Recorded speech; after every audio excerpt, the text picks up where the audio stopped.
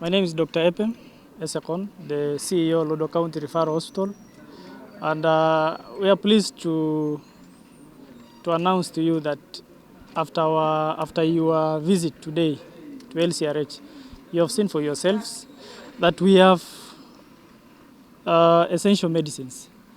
And what essential medicines are, there is a list that is usually produced by WHO, that is the World Health Organization, and adopted by every country. And for us as a country, we always ensure that the drugs that are in the essential list are drugs that we stock in our facilities. And these drugs are there. And I just wanted to give you an example of one drug that you will not find in the essential list. Diclofenac injection, which everybody knows, was removed from the essential list. And because of reasons of heart attack and stroke, it precipitates the two conditions.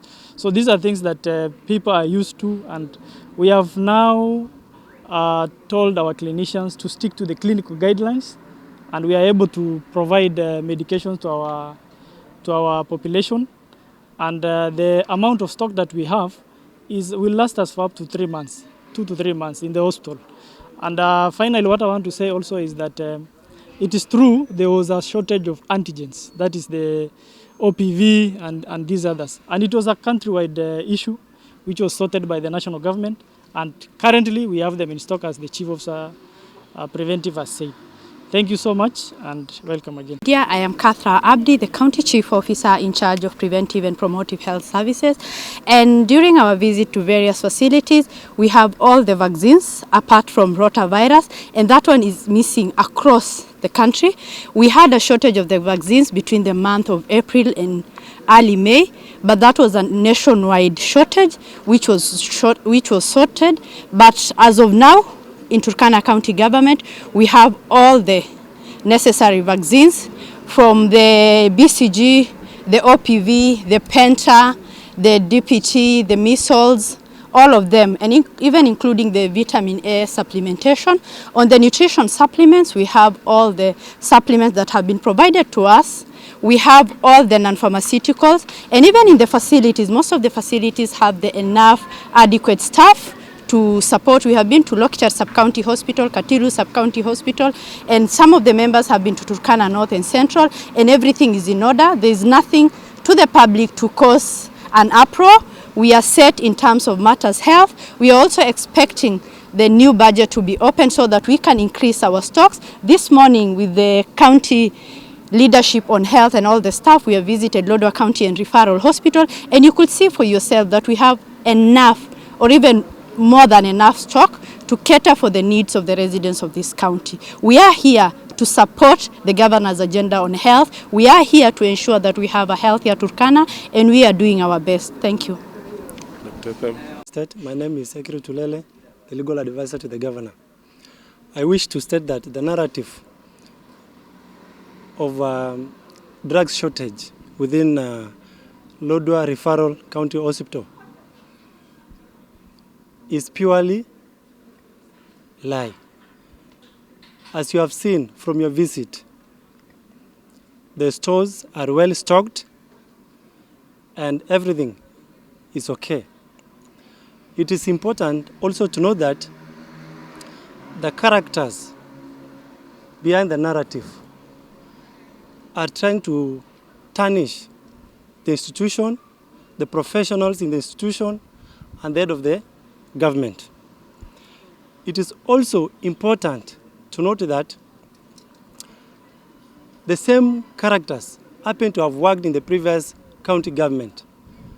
Some of them were in the treasury, and others were ministers for roads.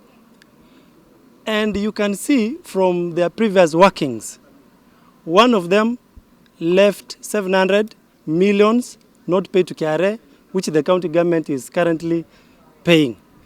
The other one was in the corridors of justice, trying to answer to allegations against him. This therefore means that the public should not listen or should not give an ear to such a propaganda, because this propaganda is meant to mislead the public. And it is also important to know that wolves shall never be angels. The public should not forget that these people were in the previous government, and we all know the problems we got from the previous government. Thank you. Members of the Fourth Estate, good afternoon. My name is Dr. Gilchrist Lokoel. I work as the County Chief Officer in charge of Medical Services, Turkana County Government. I'm pleased to take this opportunity to speak with you today in regard to a routine support supervision that we conducted in 3 sub-counties of Turkana County, namely Turkana South, Turkana North, and Turkana Central. We managed to identify in random a select number of health facilities to be able to check various aspects of health management, including human resource, including project implementation, and finally, stock level status of these facilities. And we were privileged enough to have been accompanied by some members from the Fourth Estate. The facilities we visited included Kairis, Nayana Ankalalio, Nasiger, Lokoyo dispensaries, Kanukuridio, Makutano, Kanamkemer, Lokichar, and finally Katilu Sub-County Hospital. We utilized a mixed approach, combining physical visits with remote consultations through reports from sub-county staff.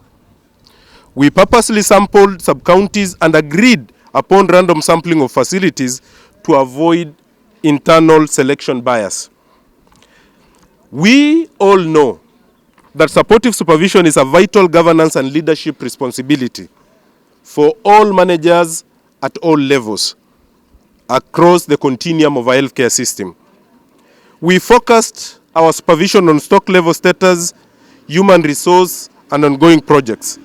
This also gave us the opportunity to provide real-time feedback, capture good practices, and institute informed corrective measures where necessary in those facilities visited. And I am glad enough to report that the results of that support supervision indicate the following. Most essential products that we use to manage common ailments in all health facilities, they were available.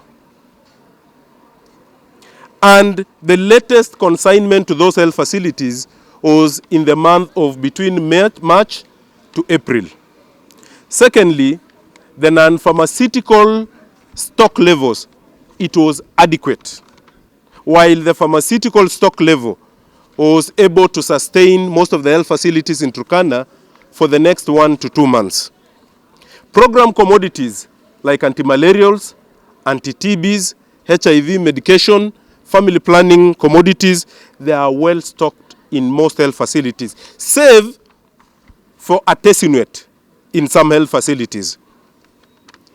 It is also imperative for me to let the members and residents of Turkana County Government realize that the national government provides what we call program commodities, the ones that I've just elucidated, while the county government of Turkana provides essential drug lists, and it ensures that it provides all those medications for the residents of Turkana.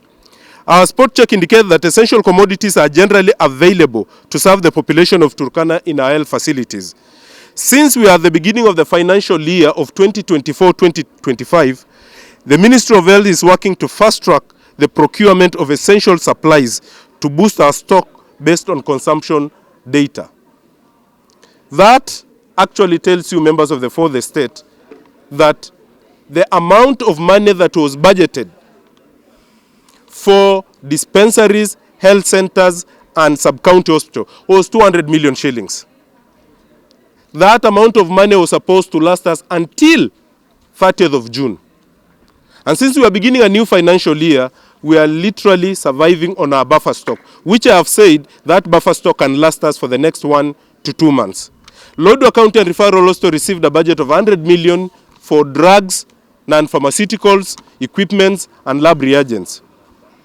It has also utilized that budget fully And as we have moved around and ensured that the buffer stock that Lodwar County Referral Hospital managed to secure is still adequate to last them until we receive the full budget for this financial year. I want to thank you for your attention, and I want to invite my colleague, the Chief Officer for Preventive and Promotive Health, who will make her remarks and maybe talk about antigens like vaccines.